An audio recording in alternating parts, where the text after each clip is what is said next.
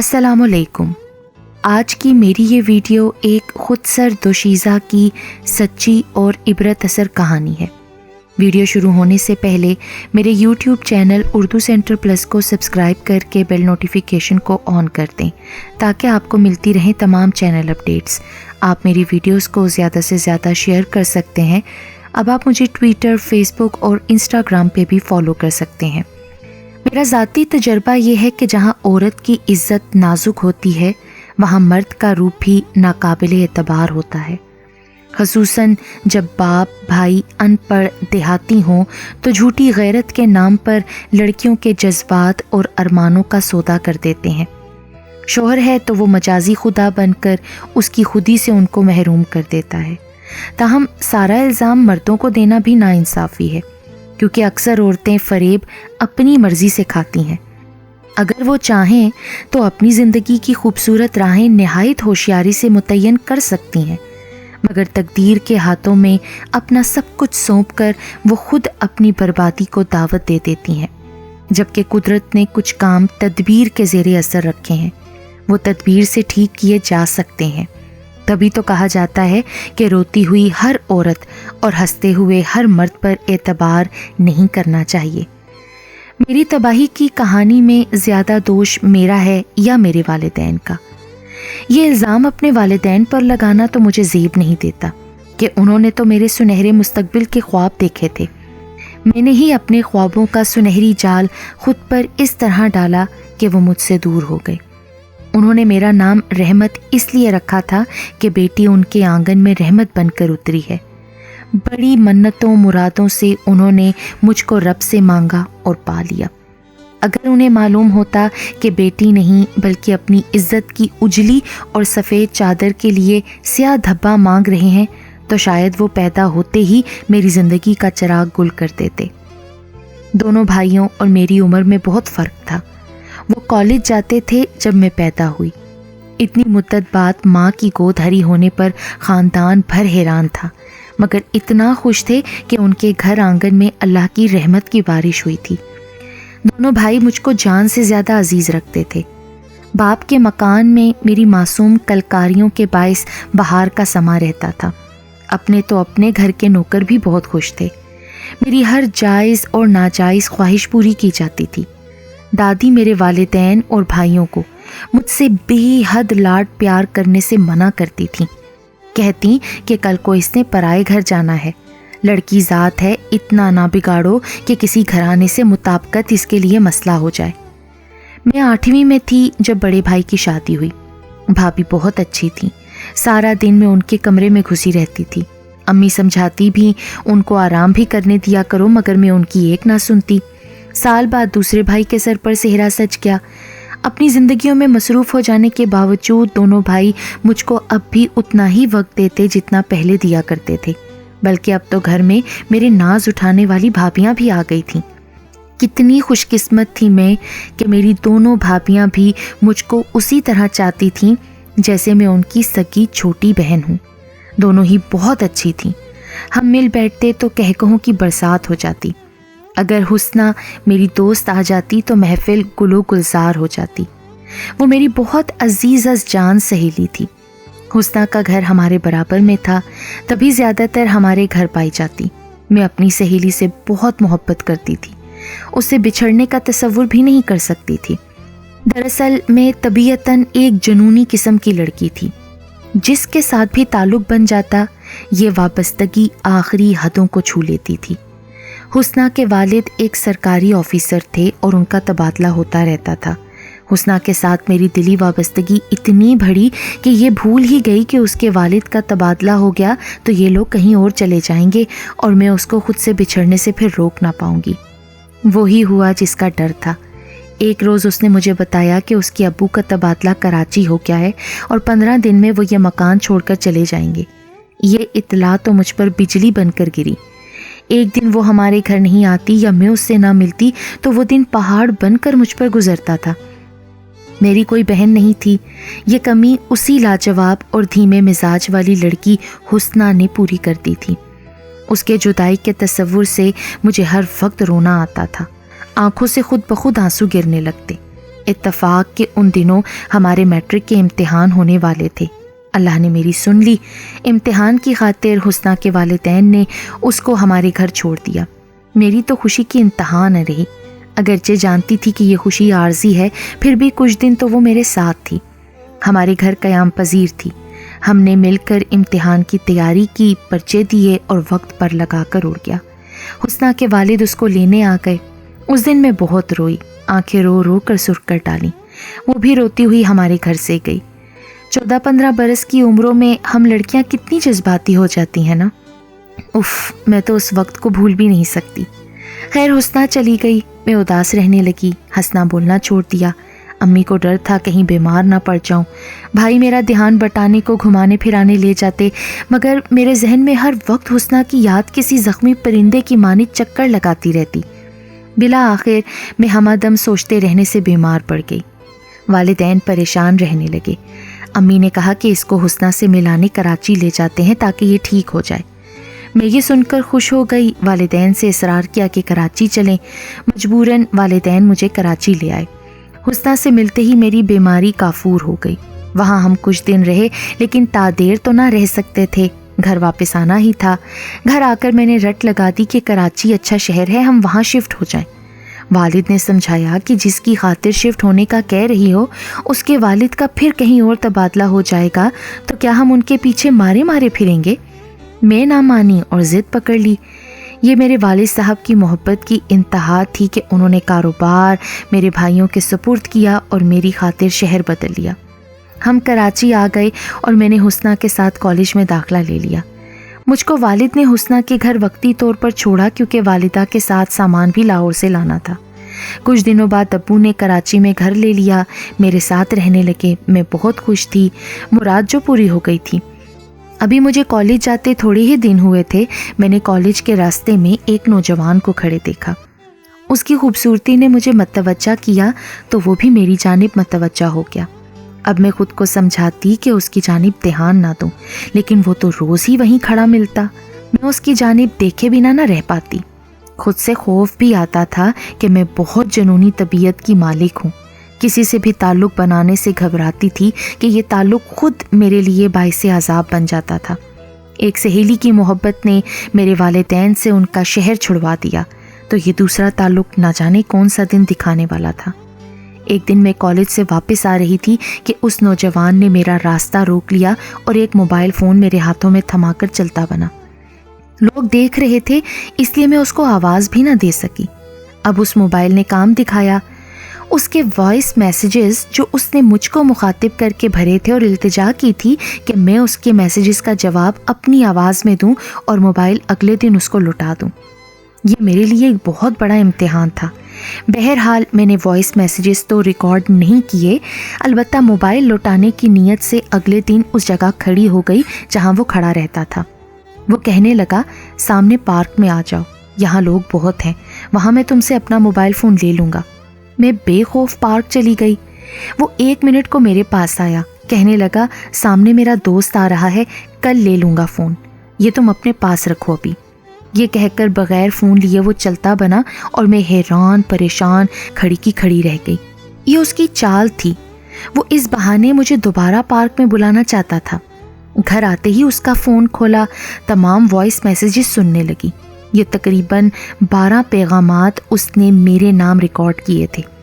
پہلے دن تو 2 ہی کھولے تھے جن میں کچھ اس طرح کی باتیں تھیں کہ آپ کی نظروں نے مجھے ہمت دی کہ آپ کو مخاطب کروں، آپ کی نگاہیں مجھ سے پسندیدگی کا اظہار کرتی ہیں، امید ہے آپ مجھ کو مایوس نہیں کریں گی کہ میں نے آپ کی طرف صرف دوستی کا ہاتھ بڑھایا ہے، کوئی ذریعہ سمجھ میں نہ آیا تو اسی لیے اپنے موبائل فون کو کاسٹ بنا کر آپ کے ہاتھ میں پکڑا دیا۔ میرا نمبر اس میں فیڈ ہے، رابطہ رکھنا چاہیں تو اپنے پاس محفوظ کر لینا۔ ابھی میں اس کے یہ پیغامات ایک ایک کر کے پڑھ رہی تھی کہ امی کوئی شے لینے میرے کمرے میں آ گئیں۔ اس کا موبائل فون میرے ہاتھ میں تھا، لیکن میری والدہ نے دھیان ہی نہ دیا، وہ اپنی مطلوبہ چیز اٹھا کر چلتی بنی۔ امی میرے کاموں میں بہت کم دخل دیتی تھی۔ کاش میری ماں اس دن غور کر لیتی کہ میں کس کا موبائل پکڑے ہوئے ہوں۔ انہوں نے تو مجھ کو نہ ٹوکنے کی قسم کھائی ہوئی تھی۔ بے حد پیار جو کرتی تھی، میں ان کی لاڈلی منتوں مرادوں کی بیٹی جو تھی۔ والدین مجھ کو بڑا اہم سمجھتے تھے، میری ہر بات ان کے لیے حکم کا درجہ رکھتی تھی۔ اسی بات نے میرا دماغ خراب کر دیا تھا۔ خود کو جانے کیا سمجھنے لگی تھی۔ میں یہ سمجھنے لگی کہ میرا ہر فیصلہ ٹھیک ہوتا ہے، اس میں غلطی کی تو کوئی گنجائش ہی نہیں ہوتی۔ اب اگلے دن کا مجھ کو بے چینی سے انتظار تھا۔ اس کا موبائل میرے دل کا بوجھ بن گیا تھا۔ چاہتی تھی کہ کل ہی لوٹا دوں اور اس کو چند باتیں بھی سنا دوں۔ اگلے دن اس کو دیکھ کر جانے کیا دل کو ہوا کہ کھری کھری تو نہ سنا سکی، البتہ یہ ضرور کہا کہ اس طرح کسی لڑکی کے ہاتھ میں سرے راہ اپنا موبائل پکڑا دینا کہاں کی عقل مندی ہے۔ اگر اس پر میں تمہارے خلاف کوئی کارروائی کرنا چاہوں تو میرے پاس تو پورا ثبوت موجود ہے۔ وہ کہنے لگا، مجھے یقین ہے کہ تم میرے خلاف کوئی کارروائی نہیں کرو گی۔ اگر تم ایک اچھی لڑکی ہو تو میں بھی تو کوئی گرا پڑا نہیں ہوں۔ مجھ کو تمہاری آنکھوں نے کچھ کہا، مجھے پیغام دیا، تبھی تو میں نے یہ جرأت لی نا۔ تمہیں یہ سب پسند نہیں تو معافی چاہتا ہوں اور وعدہ کرتا ہوں کہ آئندہ کبھی تم کو یہاں تو کیا اس دنیا میں ہی نظر نہیں آؤں گا۔ خیر معاف کیا، میں نے بے نیازی سے کہا اور موبائل اس کو دے دیا۔ تاہم اپنی طرف سے میں نے کوئی وائس میسج ریکارڈ نہیں کیا تھا۔ میں کوئی ثبوت ایسا اس کے ہاتھ میں نہیں دینا چاہتی تھی کہ جس کی وجہ سے بعد میں مجھے پچھتانا پڑے۔ اس کی ایسی جسارت پر مجھے اس پر غصہ نہ آیا تھا، کیونکہ اس کے لیے دل میں نرم گوشہ تو پہلے سے ہی موجود تھا۔ اسی نرم گوشے نے یہ راہ دکھائی کہ میں بعد میں اس کے ساتھ پارک میں جا کر بیٹھنے لگی۔ اس کی باتیں مجھ کو اچھی لگتیں، جن میں محبت کی مہک رچی بسی ہوتی تھی۔ اپنی تعریف سن کر میں پھولے نہ سماتی۔ اب روز پریکٹیکل کا کہہ کر کالج سے پارک چلی جاتی۔ مجھ کو دیکھ کر اس لڑکے زبیر کی آنکھوں میں خوشیوں کے دیپ جل اٹھتے۔ پھر یہ حال ہوا، جس روز ہماری ملاقات نہ ہوتی کمی سی محسوس ہوتی۔ وہ اب میری زندگی میں اہمیت اختیار کر گیا تھا۔ ایک روز کالج میں مجھے پتا چلا کہ اس کی اور بھی لڑکیوں سے دوستیاں ہیں۔ میری ایک کلاس فیلو نے مجھ کو اس کے ساتھ راستے میں باتیں کرتے دیکھ لیا تھا۔ دوسرے روز اس نے مجھ سے پوچھا کہ زبیر تمہارا کیا لگتا ہے؟ اس پر میں نے بھی یہی سوال اس سے کر دیا کہ وہ تمہارا کیا لگتا ہے؟ اس لڑکی نے کہا کہ وہ میرا چچا زاد ہے، لیکن وہ اچھا لڑکا نہیں ہے، نشہ کرتا ہے اور دوسری برائیوں میں بھی ملوث ہے۔ تبھی میرے والد صاحب نے میری باجی کے رشتے سے سختی سے انکار کر دیا ہے۔ رابعہ نے مجھ کو چند لڑکیوں کے نام اور فون نمبر دیے کہ تم خود ان لڑکیوں سے بات کر کے اس لڑکے کے بارے میں تصدیق کر لو، یہ ان کو بھی بیوقوف بناتا رہا ہے۔ اس کی بات میرے دل کو لگی۔ میں نے ان تمام لڑکیوں کا کھوج نکالا، ان سے مل کر تصدیق کی، وہ سب صحیح تھا جو رابعہ نے مجھے اپنے چچا زاد کے بارے میں بتایا تھا۔ مجھے بے حد دکھ ہوا۔ زبیر نے میرے ساتھ دھوکہ کیا تھا اور جھوٹ بولا تھا کہ مجھ سے پہلے اس کی کسی لڑکی سے دوستی نہ تھی۔ اب جو میں اس سے پارک میں ملی تو ان لڑکیوں کے نام اس کو بتا دیے اور دو ٹوک بات کی کہ تم نے ان لڑکیوں کو برباد کیا ہے۔ بولو یہ بات سچ ہے یا نہیں؟ وہ گھبرا گیا، کہنے لگا تم سے کس نے کہا ہے؟ جس نے بھی کہا ہے کہا تو صحیح ہے نا۔ جب اس کو یقین ہو گیا کہ میں اس کی اصلیت جان چکی ہوں تو وہ کمینگی پر اتر آیا۔ کہنے لگا میں تم کو بھی ایسے ہی رسوا کر سکتا ہوں جیسے میں نے ان کو کیا ہے، ورنہ مجھ سے یوں ہی ملتی رہو۔ ہرگز نہیں، میرے دل میں اب تمہارے لیے کوئی گنجائش نہیں ہے زبیر۔ اگر تم نے مجبور کیا تو میں اپنے والد اور بھائیوں سے شکایت کر دوں گی، وہ تمہارا بندوبست اچھی طرح سے کر لیں گے۔ مجھے دھمکاتی ہو؟ جانتی ہو اس کا انجام کیا ہے؟ وہ غصے سے بھڑک اٹھا۔ اس نے کہا میرے دوست نے تمہاری میرے ساتھ اپنے موبائل فون میں تصویریں اور ویڈیوز بنائی ہوئی ہیں جب ہم پارک میں محو گفتگو ہوتے تھے۔ تم تو محبت کے جذبے سے مدہوش مجھ میں کھوئی ہوتی تھی نا، تم کو تو معلوم بھی نہیں ہو سکا کہ کوئی ہماری موویز اور تصاویر بناتا تھا۔ یہ سن کر مجھے شدید جھٹکا لگا۔ تو کیا کوئی محبت کا نقاب اوڑھ کر اتنا بھی گر سکتا ہے؟ اچھا میں معذرت کرتی ہوں جو میں نے تم کو غصے میں کہہ دیا ہے، لیکن تم وہ تصویریں اور موویز اپنے دوست کے موبائل سے ڈیلیٹ کر دو۔ وہ تو میں کر دوں گا، اس کا فون میرے ہی گھر پر پڑا ہوا ہے۔ اچھا پھر مجھے کیسے یقین آئے گا کہ تم واقعی ڈیلیٹ کر دو گے؟ یقین نہ آئے تو ابھی میرے ساتھ چلو اور اپنے ہاتھ سے خود ہی وہ ساری تصویریں اور موویز ڈیلیٹ کر دو۔ میں اس کی باتوں میں آ گئی اور اس کے ساتھ چلی گئی۔ مجھ کو خود پر ضرورت سے زیادہ اعتماد تھا۔ وہ گھر ہمارے گھر سے زیادہ دور بھی نہیں تھا جہاں زبیر مجھے لے گیا تھا۔ میرا خیال تھا کہ وہاں افراد خانہ ہوں گے، لیکن وہاں کوئی بھی نہیں تھا۔ اس خالی مکان میں اس نے میرے برا بھلا کہنے کا بدلہ لے لیا اور حد سے بڑی میری خود اعتمادی نے میرے غرور کو خاک میں ملا دیا۔ مجھے وہ موبائل لینے کے لیے اپنی عزت جیسی بڑی قیمت چکانا پڑی۔ میں نے ان سب چیزوں کو خود ڈیلیٹ کیا تو میری جان میں جان آئی کہ اب میں رسوائی کے خطرے سے باہر ہو گئی ہوں، لیکن یہ تو میری خام خیالی تھی۔ ایسے تیز ترار غلط قسم کے آوارہ لڑکے بھلا اتنی آسانی سے پیچھا کہاں چھوڑتے ہیں؟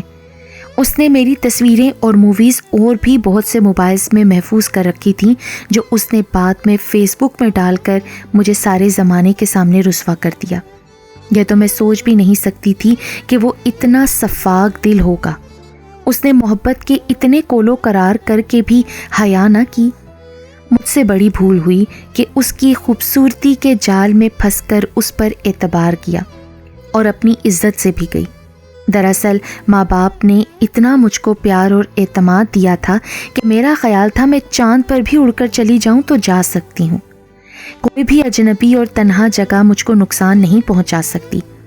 فیس بک پر میری تصویریں چلنے سے میں ہی بدنام نہ ہوئی، میرے گھر والے بھی کسی کو منہ دکھانے کے قابل نہ رہے۔ میری زندگی برباد ہو گئی، بلکہ زندگی ہی بدل گئی۔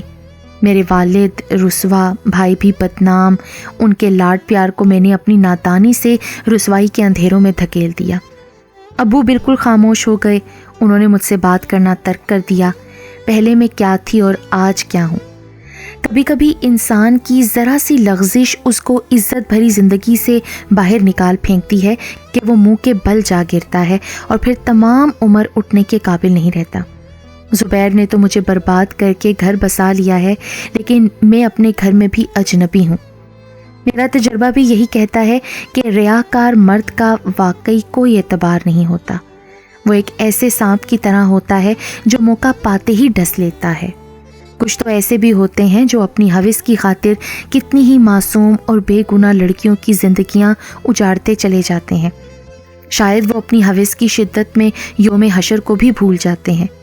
خوبصورتی اس پر سونے پر سہاگے کا کام کرتی ہے۔ یہ ایک ایسا پردہ ہے جو انسان کے اندر کی صورت کو بالکل چھپا دیتا ہے۔ تب عورت ہو یا مرد، اس کی پہچان مشکل ہو جاتی ہے کہ وہ دھوکہ دینے والا ہے یا دھوکہ کھانے والا۔ میں بھی ایک ایسے ہی حسین چہرے کے فریب میں الجھ گئی تھی، تبھی دھوکہ کھا گئی۔ پھر جب اس کی شخصیت سے پردہ اٹھا، بہت دیر ہو چکی تھی۔ خود فریبی کی دھن میں واپسی کے سارے راستے گنوا چکی تھی۔ قدرت نے مجھ کو ایسی سزا دی کہ ویران ہو گئی۔ سچ کہتے ہیں لڑکیاں کانچ کے کھلونوں کی مانند ہوتی ہیں۔